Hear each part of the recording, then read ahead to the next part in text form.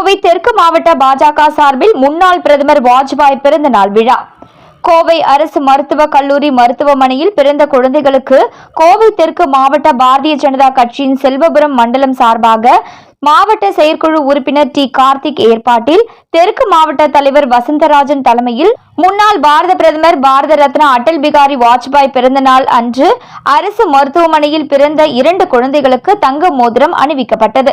இந்நிகழ்ச்சியில் மாநில செயலாளர் ஊடக பிரிவு பிரேம்குமார், மாவட்ட செயற்குழு உறுப்பினர் டி. வி. குமார், செல்வபுரம் மண்டல தலைவர் ஏ. ராஜா சிதம்பரம், மாவட்ட பொதுச் செயலாளர் இளைஞர் அணி ஏ. நாச்சிமுத்து, மாவட்ட தலைவர் விருந்தோம்பல் பிரிவு வி. வித்யாசங்கர், மாவட்ட செயலாளர் கலை மற்றும் கலாச்சார பிரிவு சி. டி. மணிகண்டன், மண்டல பொதுச் செயலாளர் என். கணேசன், மண்டல துணைத் தலைவர் பி. பாலமுருகன், மண்டல செயலாளர் ஆர். ஜீவகணேஷ், 78வது வார்டு பொறுப்பாளர் நந்தகுமார், கோவை சுந்தர், ஏ. கார்த்தி, பிரச்சார பிரிவு மண்டல துணைத் தலைவர் மற்றும் மாவட்ட மண்டல நிர்வாகிகள் இதில் கலந்து கொண்டனர்.